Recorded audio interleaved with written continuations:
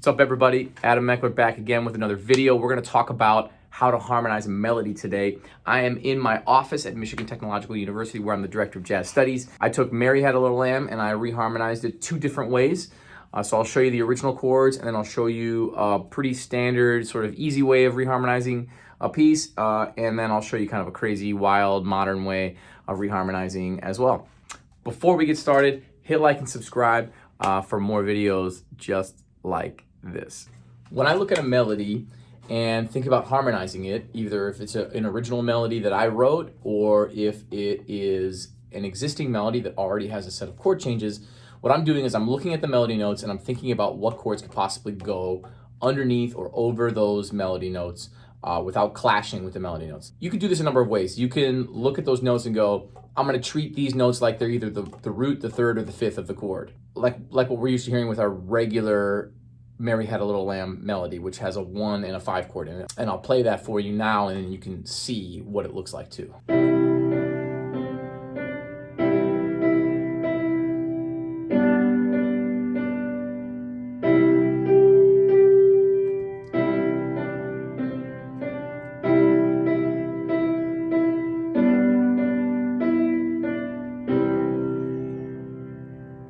Okay, so not rocket science, a really simple way of harmonizing a melody.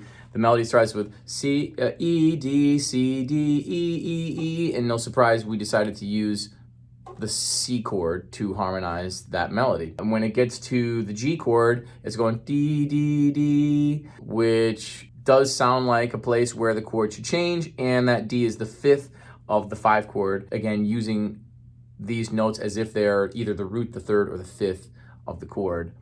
Goes back to C, it goes E, G, G, right? 3, 5, 5. There's a lot of things that a melody tells us about a standard way of harmonizing that melody. Now, when we want to get a little bit more fancy, in example 1B, I decided I would make Mary Had a Little Lamb sound sad. Mary had lost her lamb, perhaps? I decided to use the relative minor of C major, the original key, to do the reharmonization. So I used A minor, which is the relative minor of C major. Since A minor and C major share all the same pitches, then these chords should theoretically work well using harmonizing the same melody. I start out the reharmonization with the chord A minor to just set the tone. We're in the key of A minor. Now instead of E, D, C, D, E, E, E being 3, 2, 1, 2, 3, 3, 3, now it's 5, 4, 3, 4, 5, 5, 5.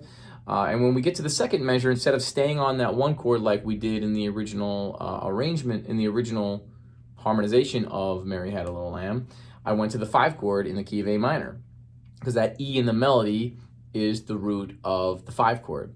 And already we're starting to get into some more adventurous territory. So let's listen to this and then we'll talk about it some more.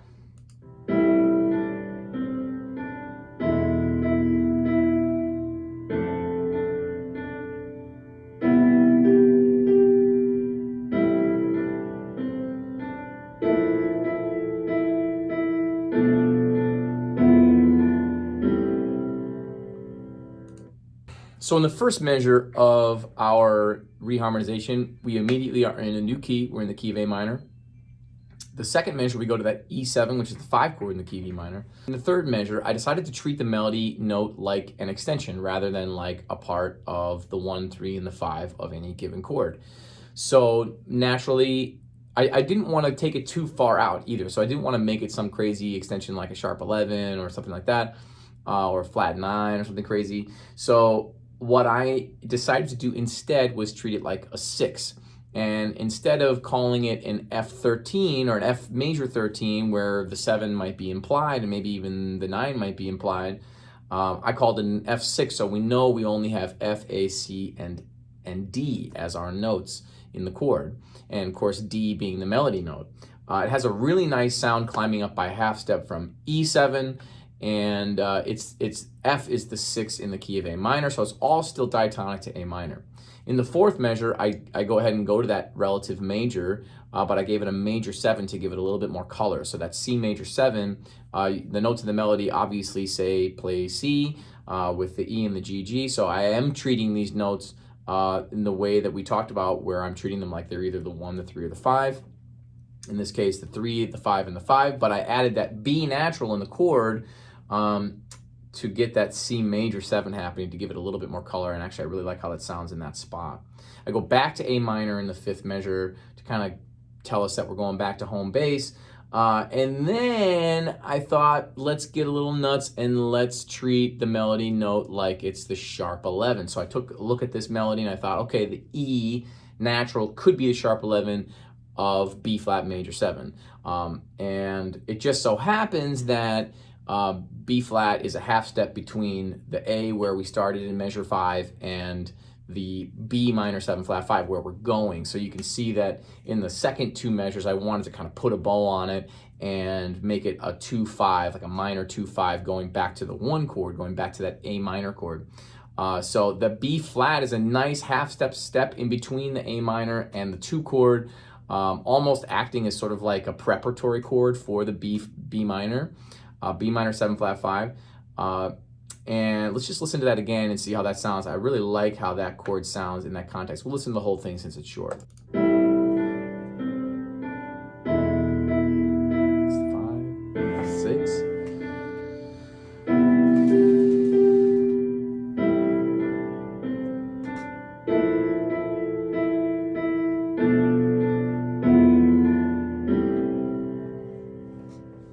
Yeah, so then you get that really colorful sound in the 6th measure, the B flat major 7 sharp 11, with the melody note being the sharp 11. Anytime you treat the melody note like it's an extension, there's gonna be a lot more color in the sound of the chord.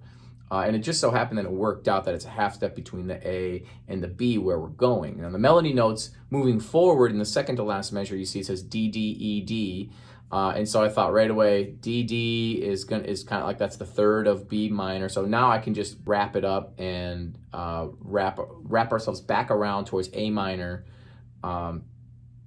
which is the key that we decided to do the reharmonization in. So I wanted to end with A minor. I knew I wanted to end with A minor. So some of this is also working backwards. Some of this is thinking, I want to end with A minor. How do I set up A minor? I set up A minor with a 2-5 in a minor key. So this is a simpler kind of way of reharmonizing a melody. I use simpler chords, and I chose to do the reharmonization in the relative minor, which already gave me a direction to go, right? It already gave me like a whole set of chords that I can be thinking about that are specific to A minor while I'm looking at this melody. So this is the 3rd version, or the 2nd reharmonization that I did of Mary Had a Little Lamb. And again, this one I just thought I'm gonna throw everything at it and see what sticks. And I'm gonna take some chances, and I'm gonna paint myself into a corner, and I'm gonna try to paint myself out of it without changing chords. So I like those challenges as somebody who harmonizes melodies as a composer. I like those challenges. I think you face those challenges a lot as a composer. So these are great exercises for you to do. You can pick your own folk melody, any folk melody that you know really well, transcribe the original chords, and then reharmonize your folk melody and see if you can do it in a couple different ways. This is a great exercise. I'm making my students at Michigan Tech do it in our arranging and composition class this semester. So you can see with version C that I went a little bit more crazy with the extensions, and you can see those reflected in the chord symbols, and also just in the I just kind of put these chords in so that we could hear the harmony. I wasn't thinking a whole lot about voice leading, although I think the voice leading is pretty okay throughout. I just kind of did it real quick without thinking about the voice leading too much. If I were going to arrange this for a band, I'd be really thinking about which voice goes where and why and who gets what. But in this case, I'm just thinking, what chords can I play with this melody to make this melody sound a lot more interesting. I increased the harmonic rhythm with example 1B. Now I'm going to increase the harmonic rhythm again, and I'm going to do a chord every 2 measures, or every 2 beats rather. And I decided to start out by treating the melody notes like they are extensions right away. So the first chord, I thought, let's do this B major 7 sharp 11 thing with the E as the melody note. I thought sounded cool in the last arrangement. So I went, all right, let's use that to start and see where we go from there. And you know, as soon as I saw C, D in the melody, so it goes E, D, which is the sharp 11 and the 3rd of B major 7 sharp 11, and then it goes C, D up in whole steps, and that is the 3rd and sharp 11 of A flat major 7 sharp 11. So I thought, all right, let's go down by whole steps. So let's do a descending motion harmonic thing. That's kind of immediately, once I did B flat to A flat, then I thought, all right, let's keep going down. Let's see if I can make G work. Let's see if I can make F work. Let's see if I can go down to E from there. So that's essentially what I did over the first two measures. We see B flat major 7 sharp 11, A flat major 7 sharp 11 goes down to G major 13. Now G major 13 is going to have a major 7 in it and a 13 in it. A 13 is E, which is the melody note. So that works well and has a cool color and has this cool modern descending sound. So from the G major 13, we go down to F major 9. You can see that the 9 is G, which adds a little bit more color, and the major 7 is implied. When you have a major 9, the major 7 is implied. That major 7 is in the melody as the note E. So we've got our descending motion, and we've got nice, thick, colorful chords. That goes down by half step again to E minor 7. This one was easy because D is the 7th of E minor, and E is a downward motion from F, which is what I wanted to accomplish at this point in the piece. And I like when the same note continues to play and the chords change. That's a thing that like Robert Glasper is really into. There's a lot of like modern harmony players where they'll do like a consistent pedal tone or a pedal note, not necessarily like a low pedal, but like a high pedal, like a high B flat, and then a bunch of chords kind of skim through that with that high B flat ringing with various different extensions. So I just thought, oh, let's do two different chords in this measure. One of them will be E minor 7 and the next one will be F6 because I liked how that F6 sounded in the previous reharmonization. And again, I like it here. So now we're climbing back up. So I'm going up by half step to F6, and then I'm going up by half step again to F sharp 7 flat 9. And I chose this chord because we hadn't really done any dominant chords yet, and because the melody notes are E, G, G, which are the 7 flat 9 of F sharp 7 flat 9. This was a guess on like, I wasn't sure where I was going to go from here. I just thought I want to use a dominant color. Those notes work well with F sharp 7 flat 9, so let's see what happens. And so I put that chord in there, and then I looked ahead and I saw the same melody notes as measure 1, and I looked and I thought we could do B flat major 7 sharp 11, A flat major 7 sharp 11 again, but those same notes work if you go up a half step and you do B minor and A minor, because that E can be the 11 and the D can be the flat third. So, and as it turns out, F sharp 7 flat 9 is the 5 chord for B minor. So this is a perfect way for me to set up the next measure using that F sharp 7 flat 9 as the 5 of what's coming next to B minor. And so then I harmonize with B minor 11 going down to A minor sus. I also just love the, I love the 11 or the sus for minor chords. I think that's this great sound on minor chords. And so I wanted to put those two things in. I could probably have called those chords the same thing. I probably could have said B minor 11 to A minor 11. Probably should have done that. Or B minor 7 sus to A minor 7 sus. It's basically the same sound. Let's take a listen up to this point.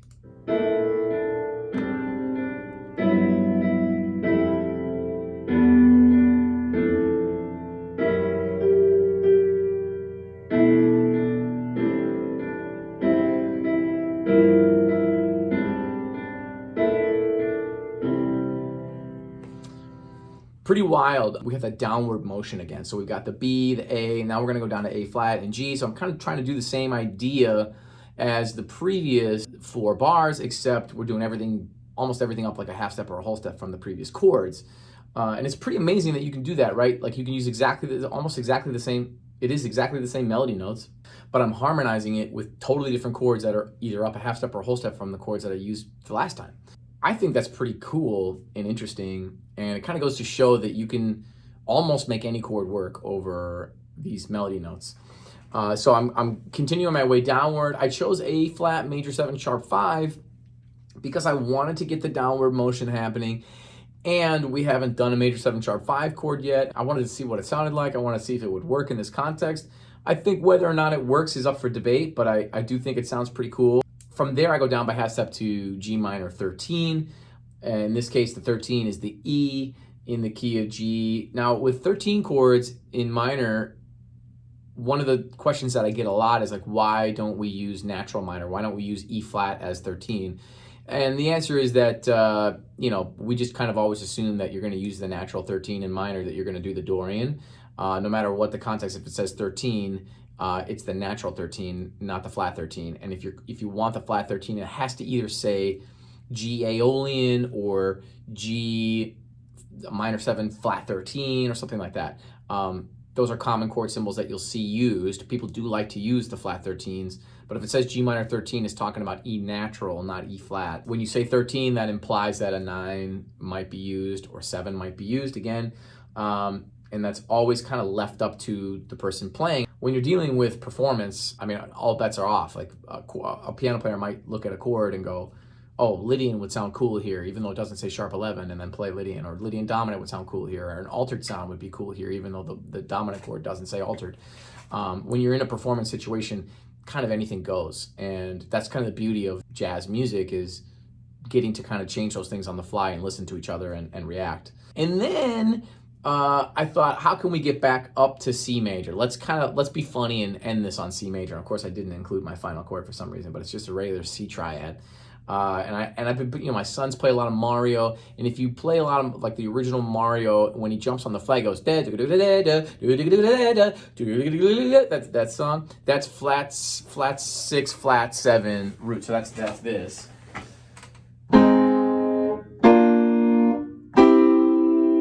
Right, flat 6, flat 7 root, which is essentially borrowed chords. That's those are chords borrowed from C minor. So A flat and B flat major are the flat 6 and the flat 7 in C minor, if you were to stack them in thirds using the natural minor scale. So I thought that would be fun to do like a flat 6, flat 7, 1, but make the flat 6 and the flat 7 like super crazy. So again, we've got the D in the melody. So I thought, hey, A flat, major 7, sharp 11. D is the sharp 11, and then I thought we've got E, D next.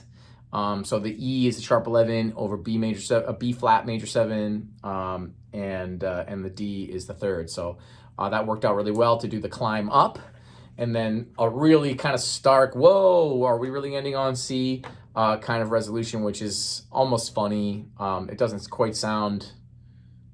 It sounds like tension, tension, tension, tension, tension. Whoa, big release, like maybe too much of a release. So if I were to do this again, or if I were to write this for a band, I probably would change that final chord, but I thought it'd be interesting to see what it sounded like to just end on a C block chord after all that color.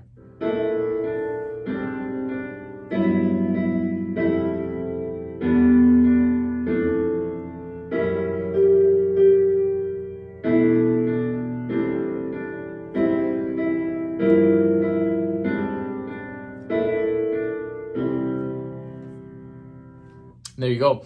That is how I harmonize melodies or reharmonize melodies. If you have any questions about how to do this yourself or want any advice, shoot me a comment. If you haven't already, please like and subscribe to my channel. I really appreciate it. I'm going to keep these videos coming, and I hope that this was a good help for you.